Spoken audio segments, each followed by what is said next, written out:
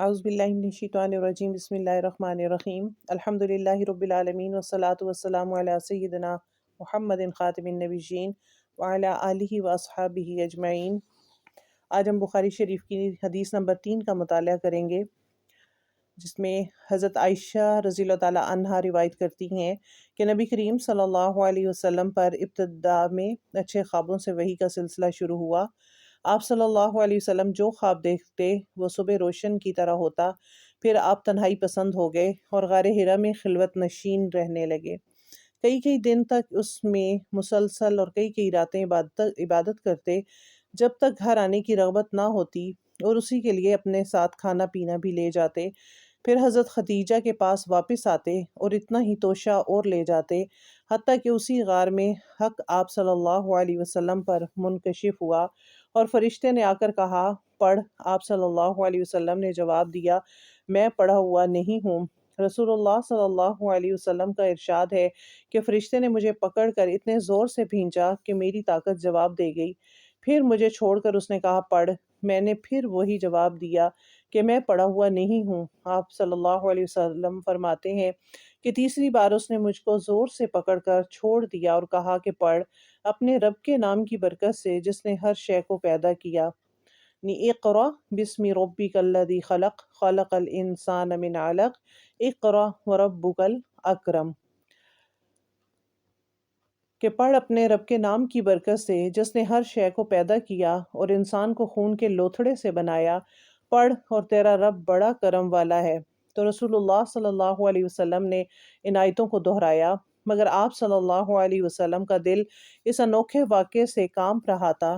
پھر آپ صلی اللہ علیہ وسلم حضرت خدیجہ کے پاس پہنچے اور فرمایا کہ مجھے کمبل اوڑھاؤ، مجھے کمبل اوڑھاؤ۔ انہوں نے آپ صلی اللہ علیہ وسلم کو کمبل اوڑھا دیا۔ جب آپ کا ڈر جاتا رہا تو حضرت خدیجہ کو پورا قصہ سنایا اور فرمایا کہ مجھے اپنی جان کا خوف ہے۔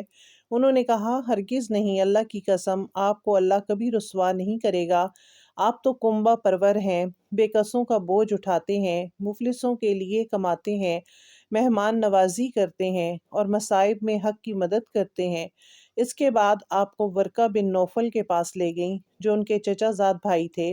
وہ زمانے جاہلیت میں عیسائی ہو گئے تھے، چنانچہ انجیل کو عبرانی زبان میں لکھتے تھے۔ جتنا اللہ کا حکم ہوتا، بہت بوڑھے اور ضعیف و نابینا ہو گئے تھے۔ حضرت خدیجہ نے ان سے کہا، اے چچا زاد بھائی، اپنے بھتیجے محمد صلی اللہ علیہ وسلم کی بات تو سنیے۔ وہ بولے، اے بھتیجے، کہو تم کیا دیکھتے ہو؟ آپ صلی اللہ علیہ وسلم نے جو کچھ دیکھا تھا بیان کر دیا۔ تب ورقہ بے اختیار بول اٹھے، یہ تو وہی ناموس ہے جو اللہ نے موسیٰ پر نازل کیا تھا۔ کاش میں اس عہد نبوت میں جواں ہوتا، کاش میں اس وقت تک زندہ رہتا جبکہ آپ صلی اللہ علیہ وسلم کی قوم آپ صلی اللہ علیہ وسلم کو نکال دے گی۔ رسول اللہ صلی اللہ علیہ وسلم نے پوچھا کہ وہ لوگ مجھے نکال دیں گے؟ ورقہ نے کہا، ہاں، جو شخص بھی اس طرح کی چیز لے کر آیا جیسی آپ لائے ہیں، لوگ اس کے دشمن ہو گئے۔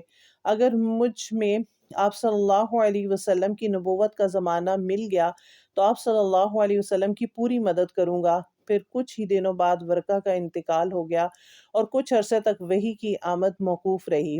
ابن شہاب جو راوی ہیں اس حدیث کے، ان کا قول ہے کہ یہ مجھ سے ابو سلمہ ابن عبد الرحمن نے جابر بن عبداللہ انصاری سے روایت نقل کی کہ حضور صلی اللہ علیہ وسلم نے وحی کے موقوف ہونے کا حال بیان فرمایا، اور یہ بھی ارشاد فرمایا کہ میں ایک بار جا رہا تھا کہ اچانک میں نے آسمان سے ایک آواز سنی۔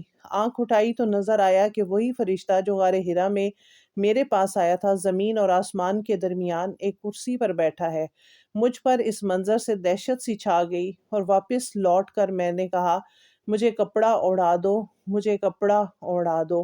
اس وقت اللہ نے یہ آیتیں نازل فرمائیں، اے کپڑا اوڑھنے والے، اٹھ اور لوگوں کو عذاب الہی سے ڈرا اور اللہ کی بڑائی بیان کر، اور اپنے کپڑے پاک رکھ اور پلیتی کو چھوڑ دے۔ پھر وہی تیزی کے ساتھ اور لگاتار آنے لگی۔ اس حدیث کو یحییٰ کے ساتھ عبداللہ بن یوسف نے بھی روایت کیا ہے۔ اس حدیث مبارکہ کو اگر ہم دیکھیں تو پتہ چلتا ہے کہ جس طرح انبیاء کو پہلے پاکیزہ اور سچے خواب آتے ہیں اور پھر نبوت جو ہے ان کے سپرد کر دی جاتی ہے اور ذمہ داریاں ان کو سونپ دی جاتی ہیں۔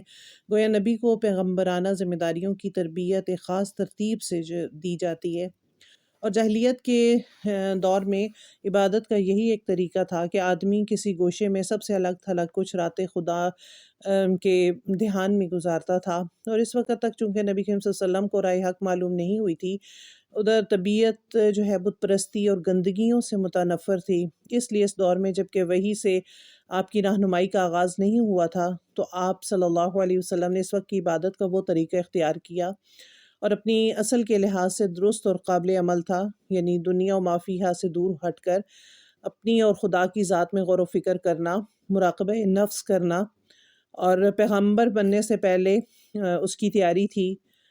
اور حق سے مراد اللہ کا دین ہے جس سے آپ ابتدا میں ناواقف تھے۔ غار حرا میں جبرائیل نے آ کے آپ کو اس دین کی حقیقت بتائی، اور اس واقعے سے پہلے کبھی آپ صلی اللہ علیہ وسلم کا ایسا اتفاق نہیں ہوا تھا، اور یہ بشری تقاضے ہی ہیں جس کی وجہ سے آپ کے اوپر ایک دہشت سی طاری ہو گئی، ایک ڈر جو ہے وہ طاری ہوگا۔